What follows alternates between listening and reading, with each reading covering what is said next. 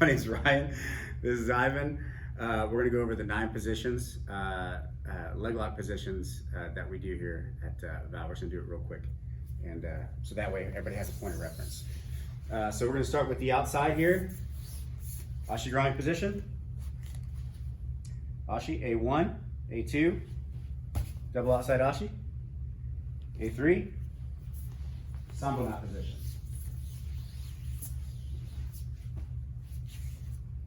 Those are your A's. Option B, foot crosses to the inside. And now we are in honey hole position, or saddle, 411, whatever you want to call it. Okay, you go from honey hole, lateral, hips are flat, lateral. Hips go close, control the big toe, pinch. Now knee bar position, classic knee bar. And then of course, option C, 50-50 position. Turn the knee down. 80-20, of course to the outside. 90-10. Those are the 9 positions.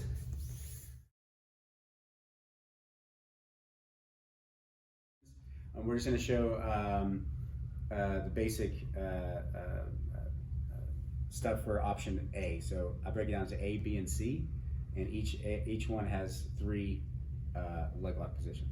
So the first one we're going to do is Ashi ground position. I'll take that way so you can see the camera. So basic Ashi position on the outside. So this is where we kind of always tell people to start.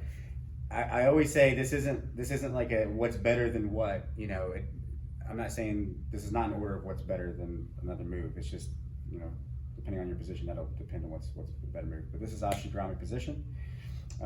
Again, watch your grip on the leg. I still always see people grabbing like this. I don't know why that happens, but you know, try to get a good grip, you know, like a guillotine on the leg. Your grip on the leg, and hold it tight, you know, so that way when we go through other, you know, rolling and staying attached and all that just doesn't fall apart. So this is Ashi grounding position. Pinch knees on my side. Don't be straight up like this with your partner because you don't want to get in the habit of doing that. Be on your side, okay? So creates a wall and a frame. Pinching the knees, heel to the stomach, not the foot turned like this. Heel, pinching knees, and pressing away. Okay, so this is how we create tension in Ashi grounding position. Number 2 is going to be double outside. Only that dictates double outside is that we're going to switch our feet. So now this foot crosses over. So now, we're on both legs up on the outside. Okay, so we're in double outside Ashi position. Notice my hand position didn't change, but my legs did. So we're on the outside. This is a good for, it keeps me more attached to him. It's harder for him to kind of get away. He can't just press my foot down because I'm reaping over the leg to the outside. So this is double outside Ashi. And then of course the last position in position A is reaping to the Sambo knot. So we're going to take both our legs and just transfer them to the inside now. So when we transfer to the inside, they cross over, like so. So now we're in the, what I like to call the Sambo knot position. This isn't necessarily the Sambo knot, but it's in this, you know, idea of getting into the Sambo knot. So, but I'm fine with just flexing my feet here, doing a full reap with both feet on the inside. Now notice, the reason why it's option A is because this foot never actually goes anywhere. His foot always stays on the outside. This foot just stays stationary. So at any time, I can switch between all 3. So I can go to Sambo, I can throw both legs over, go to double outside Ashi, I can retract and go to Ashi position, I can switch back and go straight to Sambo knot, but his foot never moves. So that's option A, the leg on the outside. Option B is going to be with the reaping position. So now all the positions that we're going to work on are with the leg on the inside. So his leg is no longer out here; it's actually crossed over to the inside. And what we're going to start with option B, B1 is we're actually going to start in the honey hole position, saddle 411, inside Takaku, whatever you want to call it. So we're going to start from here. So this is honey hole. I always teach guys when we start in the honey hole for control purposes, I like to get my knee down to the ground. And all this does is just create a frame, again, a frame with my knee here to stop him from coming forward, just for that moment. No matter what grip I'm trying to use here, you know, if it's a heel hook grip, if I'm controlling the toes, whatever it is, at least I still have this, right, that my knee across his hip here. If I just go straight to this, he can bend the leg and he can start coming on top or start running, okay? The other position's a little bit more controlling, in my opinion. It's a little bit more controlling when there's more of a scramble going on, okay? So I always will go to the knee to the ground, boom. Now, this is option 1 for B1. B2 is we're gonna put our hips flat. So I'm gonna control the toes and then move my hips flat. Now this I call like the lateral, kind of lateral knee bar position or lateral position, because I'm attacking his knee basically laterally, right? We can't go for a submission here, but this is control. The idea for this is that my hips are flat now. They're not facing him, they're flat. Because this is also lateral position, right? All this good stuff, because we're facing laterally to the knee, okay?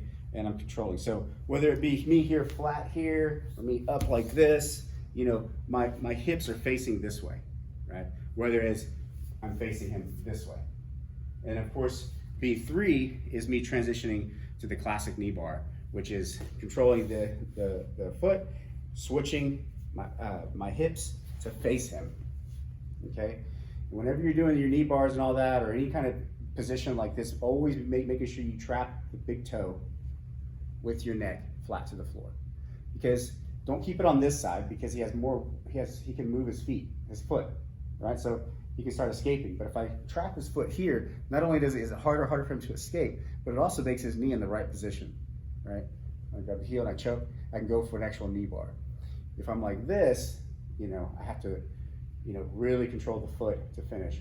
There is the exception to the rule if I'm happen to be on the inside doing this stuff.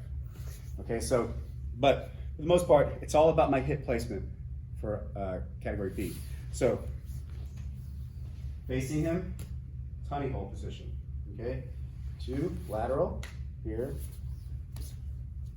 here, and then knee bar position. Scoot, go towards him, okay? Butt towards him, don't go like this. We're getting as deep as we can, okay? So that's gonna be category B.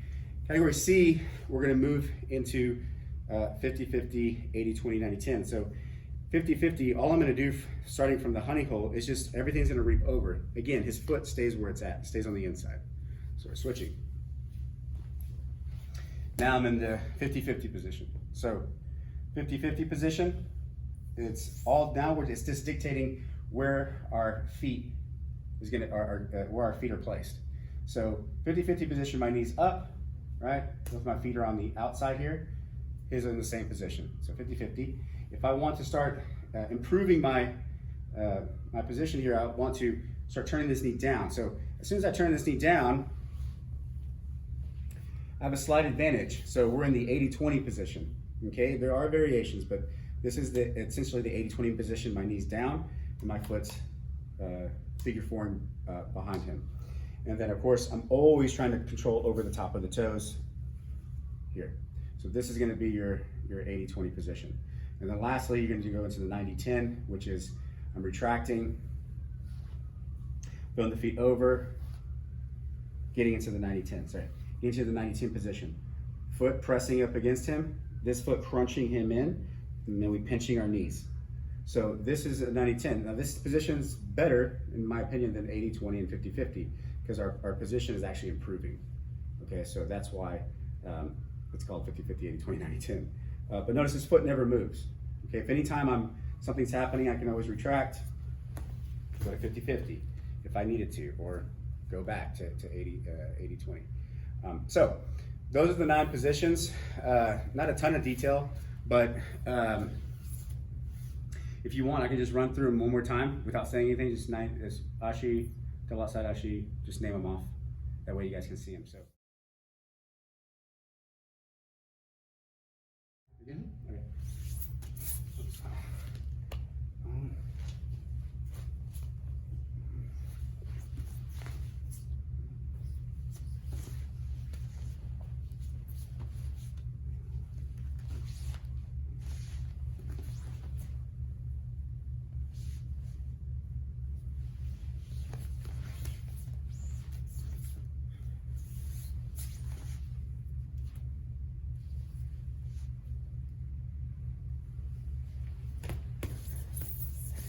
That's it. Those are the 9.